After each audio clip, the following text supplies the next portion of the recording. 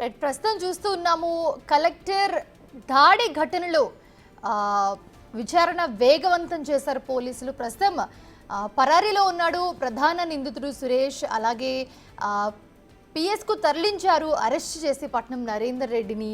So విచారణ చేస్తూ ఉన్నారు. విచారణలో కూడా నరేందర్ రెడ్డి ఎవరైతే ప్రధాన నిందితుడు ఉన్నాడో సురేష్తో ఆల్మోస్ట్ 42 సార్లు మాట్లాడినట్టు ఒప్పుకున్నారు. ఇదే అంశానికి సంబంధించి మరిన్ని అప్డేట్స్ అందించడానికి మా ప్రతినిధి రాణా అందుబాటులో ఉన్నారు. రాణా, ప్రస్తుతం చూస్తూ ఉన్నాము పట్నం నరేందర్ రెడ్డిని అరెస్ట్ చేశారు. సో ప్రధాన నిందితుడు ఎవరైతే ఉన్నారో సురేష్ ప్రస్తుతం పట్టుకునే ప్రయత్నంలో ఉన్నారు. అసలు ఆచూకీ తెలిసిందా, ఎక్కడున్నట్టు చెప్తూ ఉన్నారు? అప్డేట్స్ ఏంటి, ఎక్కడి వరకు వచ్చింది ఈ కేసు?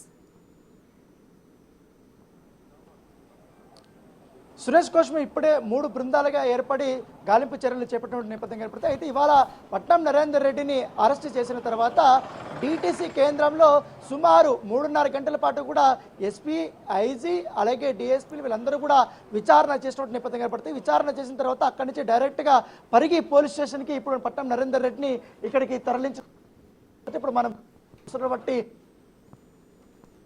ఇక్కడ నుంచి విచారణ చేసిన తర్వాత ఆయనని జ్యుడిషియల్ కస్టడీ రిమాండ్ కోసం తరలించబోతున్నారు. కొడంగల్లో కానీ అలాగే పరిగిలో కానీ రెండిట్లో ఏదో కోర్టులోకి ఆయన్ని ప్రవేశపెట్టబోతున్నట్టుగా మనకు సమాచారం ఉంది. అయితే ఇప్పుడు దీని ప్రకారం ఎందుకంటే కొడంగల్లో భద్రత ఎక్కువగా చేపట్టారు కాబట్టి కొడంగల్ కోర్టుకి పట్నం నరేందర్ రెడ్డిని తరలించే అవకాశం ఉన్నట్టుగా మనకు సమాచారం అవుతుంది. అయితే ఇక్కడ మనం ఇక్కడ పరిగి దగ్గర ఇక్కడ చూస్తున్నాం మనము ఈ స్టేషన్ దగ్గర గతంలో ఎన్నడూ లేని విధంగా అత్యంత భారీ సెక్యూరిటీని ఏర్పాటు చేస్తారు. ఇప్పుడు మనం ఇవాళ చూస్తున్నాం, ఒకసారి మనం జూమ్ చేస్తాం.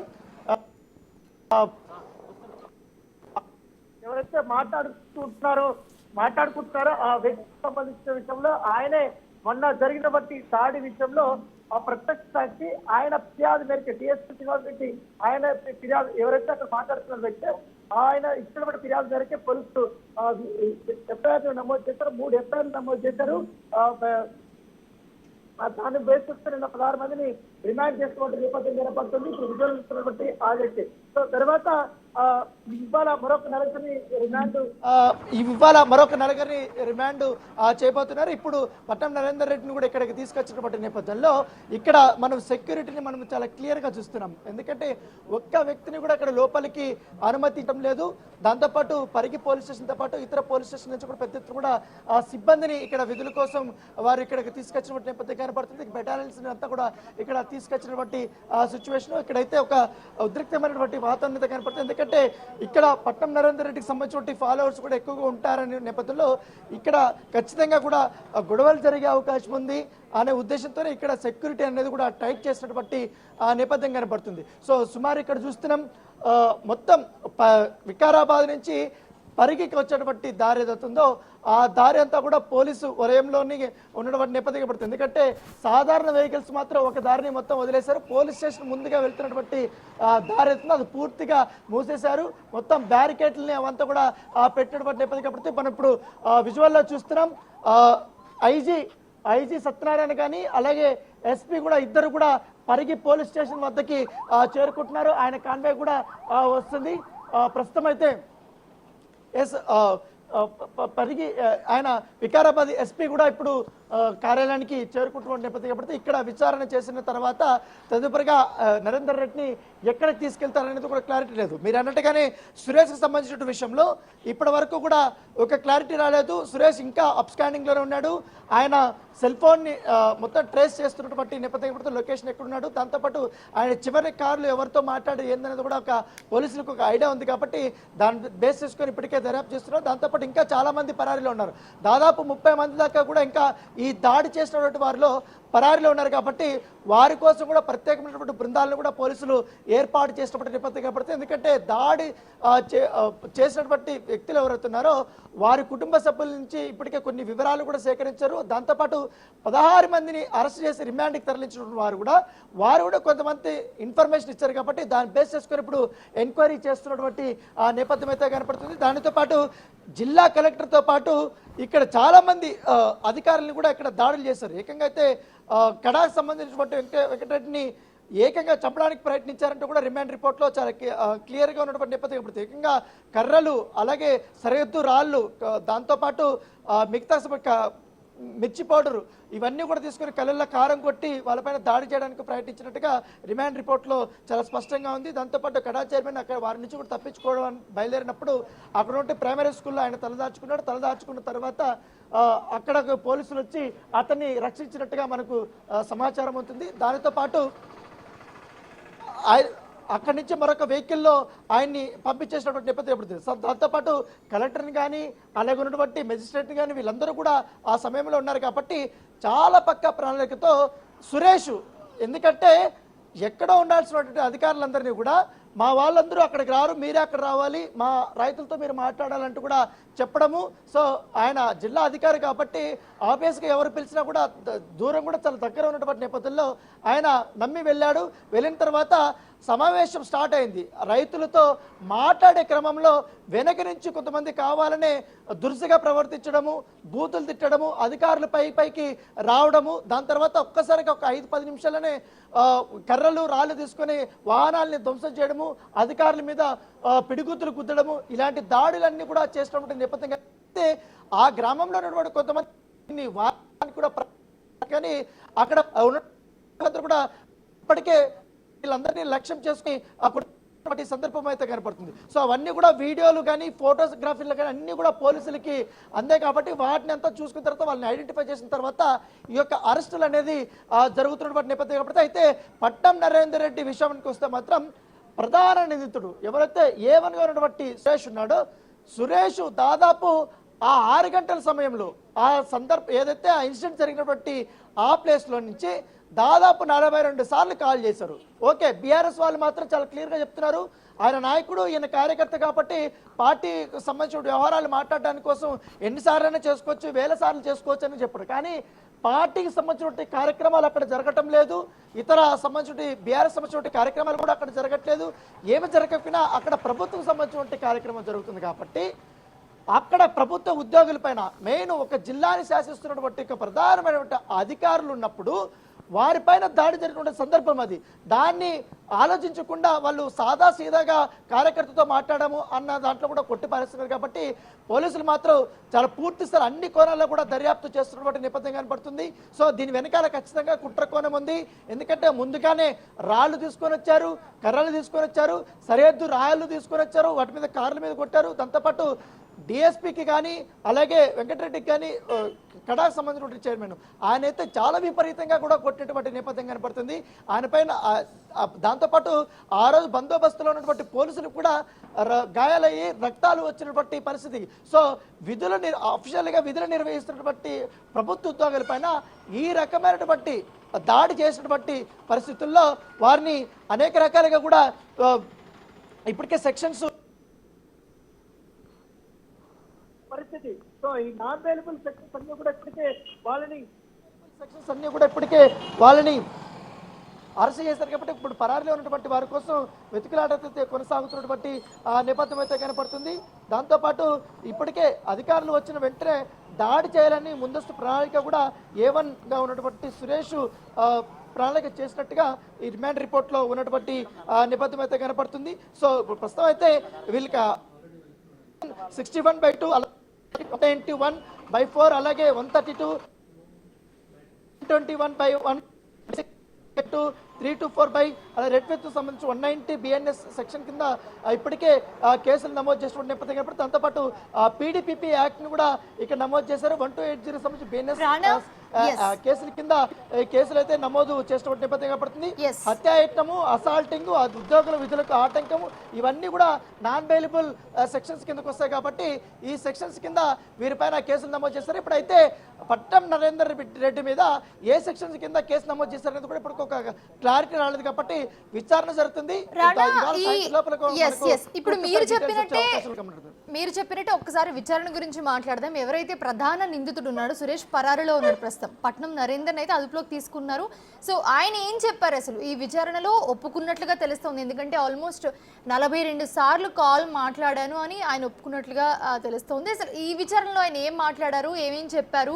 సురేష్ గురించి కానీ, లేకపోతే ఈ దాడి చేయబోయే ముందు ఏం ప్లాన్ చేశారు, నరేందర్తో సురేష్ ఏం మాట్లాడాడు, వీటి గురించి ఒక్కసారి చెప్తారా? అయితే పోలీసులు విచారణ స్టార్ట్ అయినప్పుడు అక్కడ ప్రభుత్వ ఉద్యోగులపైన దాడి చేసిన దానికి నేను ఫోన్ కాల్ మాట్లాడిన దానికి ఎటువంటి సంబంధం లేదని కూడా చెప్పారు. ఎందుకంటే ఆయన మాకు ఒక సురేష్ ఆ ప్రాంతంలో ఎక్కడైతే మాకు ప్రధాన కార్యకర్తగా ఉన్నాడు కాబట్టి పార్టీకి సంబంధించిన అంశాలు కూడా చాలా వరకు కూడా మేము మాట్లాడుకుంటాం, రెగ్యులర్గా కూడా మాట్లాడుకుంటాం. ఆ కోవలని మాట్లాడడం తప్ప అసలు అక్కడ ఏం జరిగిందో కూడా నాకు కూడా తెలియదు. కార్యకర్తతో ఒక లీడరు మాట్లాడకూడదా, అది పైగా నేను ఆ కాన్స్టిట్యున్సీకి ఇన్ఛార్జ్ని, గత ఎలక్షన్స్లో కూడా నేను పోటీ చేశానని కూడా చెప్పారు. ఓన్లీ కాల్ మాట్లాడినంత మాత్రాన నన్ను అదుపులోకి తీసుకుని అరెస్ట్ చేస్తారా అంటూ కూడా ఆయన క్వశ్చన్ చేసినట్టుగా సమాచారం అవుతుంది. అయితే పోలీసులు కూడా ఒక లీడర్ కార్యకర్తతో ఎన్నిసార్లైనా ఫోన్ చేసుకోవచ్చు, కానీ సమయం సందర్భం ఉంటుంది. కానీ అక్కడ జరిగినటువంటి సందర్భం వేరు, అక్కడ జరిగినటువంటి దాడి వేరు, అక్కడ దాడి కావింపబడినటువంటి వ్యక్తి వేరు. సో అది మీరు పరిగణలోకి తీసుకోవాలి. సో ఖచ్చితంగా కూడా ప్రధాన నిందితుడు కాబట్టి ప్రధాన నిందితుడు గత వారం రోజుల నుంచి కానీ గత నెల రోజుల నుంచి కూడా ఆయన కదలికలు కానీ ఆయన ఎవరితో మాట్లాడాడు, దేని గురించి మాట్లాడాడు అనే అంశాలపైన దర్యాప్తులో కంపల్సరీగా వస్తాయి. కాబట్టి ఆ కోవలని కాల్ డేటా చూసినప్పుడు నరేందర్ రెడ్డి ఎక్కువగా కాల్ చేశారు కాబట్టి ఆటోమేటిక్గా సస్పెక్ట్ అనేది ఆయన మీద వెళ్ళింది అనేసి కూడా పోలీసులు చెప్తున్నారు. దాని దగ్గర కానీ ఇప్పుడు క్వశ్చన్ చేస్తారు, మీరు ఎందుకు అన్నిసార్లు మాట్లాడాల్సి వచ్చింది, అక్కడ దాడి జరుగుతున్న విషయం మీకు తెలుసా, తర్వాత సురేష్ లాస్ట్ కాల్ మీతో మాట్లాడేటప్పుడు ఏమని చెప్పాడు, ఇది ఎన్ని రోజుల నుంచి కుట్ర జరిగింది అనేది కూడా క్వశ్చన్ చేసినట్టుగా మనకు సమాచారం ఉంది. ప్రస్తుతం అయితే ఇంకా కొంతవరకు కూడా విచారణ ఉంది కాబట్టి ప్రస్తుతం అయితే ఇక్కడ తీసుకొచ్చారు. తీసుకొచ్చిన తర్వాత ఇక్కడ విచారణలో ఆయన ఏ అంశాలని ఇక్కడ చెప్తాడనేది కూడా ఒక ఆసక్తికరమైనటువంటి పరిణామం. ఎందుకంటే ఇప్పుడే ఒక రాజకీయ రంగు పులుముకున్నటువంటి నేపథ్యంలో ఇక్కడ ఒక ప్రభుత్వ ఉద్యోగి మీద దాడి జరిగిన నేపథ్యంలో ఇక్కడ బీఆర్ఎస్ సంబంధించిన నేతలు మాత్రం దీన్ని కొట్టిపారేస్తున్నారు. ఇది కుట్ర కానే కాదు చెప్తున్నారు, కావాలనే రైతుల ఆగ్రహంతో ఇట్లా దాడులు చేశారని చెప్తున్నారు. కానీ దాడి జరిగిన విధానాన్ని మాత్రం వాళ్ళు ఎక్కడా కూడా ఖండించడం లేదనేసి కూడా కాంగ్రెస్ కార్యకర్తలు కానీ కాంగ్రెస్ నేతలు కూడా వారు కూడా చెప్తున్న నేపథ్యం కనబడుతుంది. సో ఖచ్చితంగా పాత్రదారులు, సూత్రధారులు, ఎవరు దీని వెనుకొని నడిపించినటువంటి వ్యక్తులు కావాలని వారం నుంచి కూడా ఈ ప్రోగ్రాం చేయించాలనుకుని పక్క ప్రణాళిక చేసినటువంటి వాళ్ళందరినీ కూడా చాలా కఠినంగా శిక్షిస్తామని కూడా ప్రభుత్వం చెప్తుంది. ప్రస్తుతం అయితే ఇక్కడ ఇన్ఛార్జ్ మంత్రిగా ఉన్నటువంటి శ్రీధర్ బాబు వికారాబాద్లో వంటి కలెక్టర్ ఎవరైతున్నారో ప్రతీక్ జైన్ ఆయన మీద దాడి జరిగింది కాబట్టి ఆయన్ని పరామర్శించడానికి మరి కాసేపట్లో ఆయన కూడా రాబోతున్నారు. తర్వాత ఇప్పుడు ఆల్రెడీ ఐసీ కానీ ఎస్పీ అధికారులు కూడా ఇక్కడ పోలీస్ స్టేషన్లో ఉన్నారు కాబట్టి ఇక్కడ విచారించిన తర్వాత అత్యంత భారీ బందోబస్తు మధ్య పట్నం నరేందర్ రెడ్డి కోర్టుకి తరలించే అవకాశం ఉంది. కోర్టులో అతన్ని ఎన్ని రోజులు రిమాండ్ తరలిస్తారనేది కూడా ఒక ఆసక్తికరమైన పరిణామం చెప్పుకోవచ్చు. 14 రోజులు ఇస్తారా లేకపోతే 7 రోజులు ఇస్తారా? ఒకవేళ ఇప్పుడు ఇవాళ ప్రాథమికంగా ఇప్పుడు విచారించిన తర్వాత జ్యుడిషియల్గా అక్కడ సబ్మిట్ చేసిన తర్వాత కస్టడీ కోసం పోలీసులు కోరే అవకాశం ఉంది. కస్టడీకి అది ఇప్పుడు కోర్టు ఎన్ని రోజులు అనుమతిస్తారనేది కూడా ఆసక్తికరం. ఎందుకంటే ఆ కస్టడీకి ఇచ్చిన తర్వాత పూర్తి స్థాయిలో విచారణ చేయడానికి అవకాశం ఉంటుంది కాబట్టి దొరికినటువంటి ఆధారాలు ఆల్రెడీ కొంతమంది నిందితులు ఇచ్చినటువంటి స్టేట్మెంట్ ఆధారంగా ఇంకా అనేక కోణాల్లో కూడా విచారించాల్సినటువంటి అవసరం ఉంది కాబట్టి దాని తగ్గట్టుగానే క్వశ్చనర్ కూడా రెడీ చేసుకుంటున్నటువంటి నేపథ్యం అయితే కనపడుతుంది. ప్రస్తుతం అయితే ఇప్పుడు దాంతోపాటు పట్నం నరేందర్ రెడ్డి నుంచి కూడా కొంతమంది కాల్స్ వెళ్ళాయి. సో అదే సందర్భంలో ఆ కాల్స్ గురించి కూడా పోలీసులు ఆరా తీస్తున్నట్టుగా మనకు సమాచారం అందుతుంది. సో ఏదేమనకని ఇవాళ మాత్రం అత్యంత భారీ భద్రత మధ్య ఎక్కడైతే ఉదయం పూట అక్కడ అరెస్ట్ చేసిన తర్వాత హైదరాబాద్లో ఆటి నుంచి రోడ్డు మార్గం ద్వారా వికారాబాద్కి రావడం, వికారాబాద్ డిటిసి ట్రైనింగ్ సెంటర్లో ఆయన్ని ఉంచడము, తర్వాత అక్కడ బీఆర్ఎస్ సంబంధించిన నేతలు రావడము, ఆయన్ని కొంతమంది కలవడము, తర్వాత లాయర్లు వచ్చి మేము కూడా కలుస్తామని చెప్పడం, పోలీసులు దానికి ససేమీర అనడము, తర్వాత కొంత 5 వచ్చిన తర్వాత కొన్ని ప్రశ్నలు వేసిన తర్వాత డైరెక్ట్గా అక్కడి నుంచి ఇక్కడికి భారీ భద్రత నడుమ పరిగి పోలీస్ స్టేషన్కి అయితే తరలించడం నేపథ్యం కనపడుతుంది. సో విచారణ అయితే ఇంకా చాలాసేపు అయితే జరిగే అవకాశం ఉంది. సో విచారణలో ఎలాంటి అంశాలని వెల్లడిస్తాడు, దాంతోపాటు అఫీషియల్గా తాను చేసినటువంటి నేరాన్ని ఒప్పుకుంటాడో లేదని కూడా అవసరం ఉంది. రానా ఒక్కసారి దాడి గురించి మాట్లాడదాం. ఒకసారి లగజర్లలో జరిగిన దాడి విజువల్స్ చూస్తూ ఉంటే మనకు అర్థమవుతుంది. దాంట్లో ఎక్కువ మంది మహిళలే పాల్గొన్నారు. అంటే వాళ్ళని ఎంత మ్యానిపులేట్ చేశారంటే వారం ముందు నుంచే ఈ పర్యటన ఉంది అని తెలిసిన వారం ముందు నుంచే వాళ్ళందరినీ ప్లాన్ చేసి వాళ్ళని ప్రేరేపించి వాళ్ళని మ్యానిపులేట్ చేసి వాళ్ళందరినీ మెంటలీ ప్రిపేర్ చేసి రెడీగా పెట్టారు. వీళ్ళు వస్తే ఇలా చేయాలి, ఇది చేయాలని ప్లాన్ చేసి. సో పక్కా ప్లాన్ ప్రకారం జరిగింది. సో దీనికి బీఆర్ఎస్ పార్టీ వాళ్ళు ఎవరైనా స్పందించారా? ఆల్రెడీ పట్నం నరేందర్ రెడ్డిని కూడా అదుపులోకి తీసుకున్నారు పోలీసులు. ఎందుకంటే నిన్న మంత్రి శ్రీధర్ బాబు చాలా క్లియర్గా కూడా చెప్పారు ప్రెస్ మీట్లో.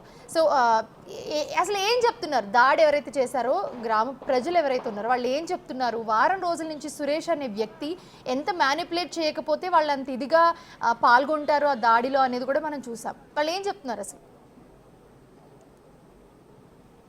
అంటే లగచర్ల గ్రామానికి సురేష్ వీళ్ళందరినీ తీసుకొస్తున్నాడు అనే అంశము ఆ గ్రామస్తులకే తెలియదు ఫస్ట్ థింగ్.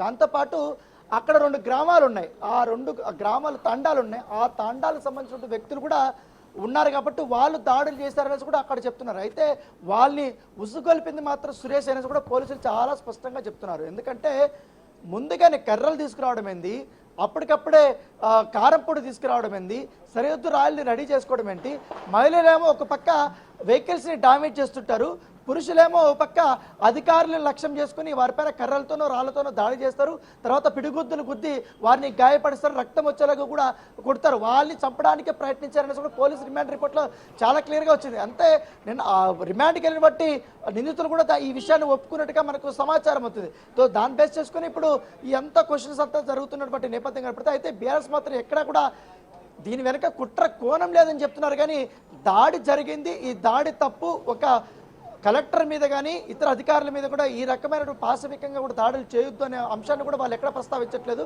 కాకపోతే వాళ్ళ సంబంధించిన కార్యకర్తలు కానీ ఆ పట్నం నరేందర్ రెడ్డిని కానీ అరెస్ట్ అయినటువంటి వాళ్ళని మాత్రం వెనకేసుకొని వస్తున్నారు బీఆర్ఎస్ వాళ్ళు అనేసి కూడా కాంగ్రెస్ పార్టీ వాళ్ళు విమర్శిస్తున్నారు. ఎందుకంటే కేటీఆర్ మాట్లాడినా, తర్వాత సబితా ఇంద్రారెడ్డి మాట్లాడినా, ఇతర మాజీ ఎమ్మెల్యేలు కానీ హరీష్ రావు కానీ వీళ్ళందరూ కూడా మాట్లాడినా కూడా వాళ్ళు రైతులని కాపాడడానికి అలాగే పట్నం నరేందర్ రెడ్డికి సపోర్ట్గా మాట్లాడుతున్నారు. కానీ కలెక్టర్ గురించి ఎక్కడ మాట్లాడట్లేదు, దాడి గురించి కూడా ఎక్కడ మాట్లాడట్లేదని కూడా కాంగ్రెస్ పార్టీ ఉదయం నుంచి కూడా వాళ్ళు విమర్శలు చేస్తున్నటువంటి నేపథ్యం ఏర్పడుతుంది. సో ఇట్లా ప్రతి విమర్శలు కూడా 2 ఉన్నప్పటికీ కానీ దాడి జరిగిన వ్యక్తి మాత్రం సాదాసీదా వ్యక్తి, ఒక జిల్లా కలెక్టర్, దాంతోపాటు మెజిస్ట్రేట్లు, ఎంఆర్ఓలు, కడా సంబంధించిన స్పెషల్ ఆఫీసర్స్ వీళ్ళందరూ ఒక మొత్తం యంత్రాంగం ఉంది. తాండూరు, వికారాబాదు, పరిగి సంబంధించిన మొత్తం, కొడంగల్ సంబంధించిన మొత్తం యంత్రాంగం అంతా అక్కడ ఉంది.